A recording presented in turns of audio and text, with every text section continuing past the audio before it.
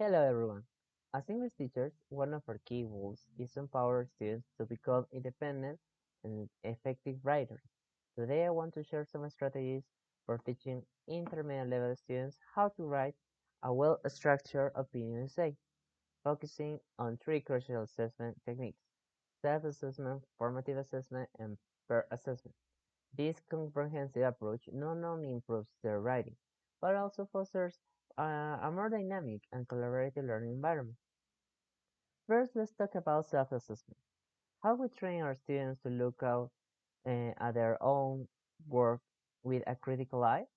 It starts with providing them with clear and actionable tools. Okay, so I will typically introduce a simplified rubric or a checklist that directly reflects the state guidelines we have discussed in class. For example, this checklist, this checklist might include points like: Does my essay have a clear thesis statement? Are my main arguments supported by evidence?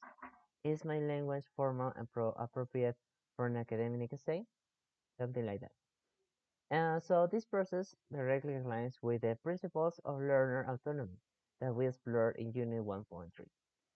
And next, let's consider how we, as teachers, provide formative feedback during the drafting stage. This is where we step in to guide students when the ink is still wet on their drafts, so their work are very fresh. Imagine a student has just submitted their first draft of an opinion. Say, instead of just giving a grade, I will focus on a specific actionable feedback that helps them refine their writing while the task is still in progress. For example, I can say, your ideas are great, but could you try moving paragraph 3 up to follow your introduction? It seems to connect more directly to your thesis statement there. Or maybe about the languages. You have used some excellent vocabulary, but let's look at a few places where simplifying sentence structure could make your points clearer. And other idea about the developmental idea, sorry. Your second main point is intriguing, but could you add more another example or two to really strengthen your argument there?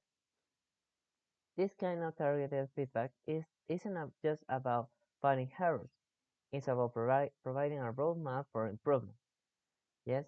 So it helps students understand how to improve specific aspects of their writing, embodying the core principles of formative assessment for Unit Point 4.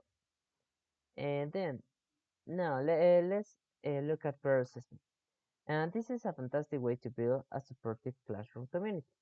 I will organize peer assessment activity by having students exchange essays with a partner. To ensure the consistency and focus, we use peer assessment criteria that are very similar, if not identical, to self-assessment checklists we used earlier. This familiarity helps students know what to look for and provides a shared language for feedback. If, for instance, they may use the same rubric to evaluate their partner's thesis statement, support the arguments, and language clarity. This isn't just about giving feedback. It's also a powerful learning experience for the assessor.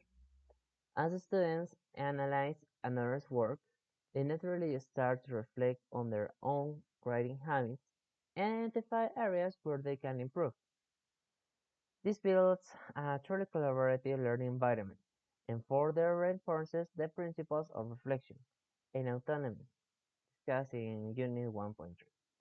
They learn from each other's successes and challenges. Okay? So finally, let's consider the overall impact and combining these three assessment types by integrating self-assessment, formative teacher feedback, and peer assessment. We create a multi-layered support system for students. With self-assessment builds their independence and critical thinking, while formative assessment provides timeline and expert guidance from us teachers. And finally, the peer assessment fosters collaboration and diverse perspective and reflective learning.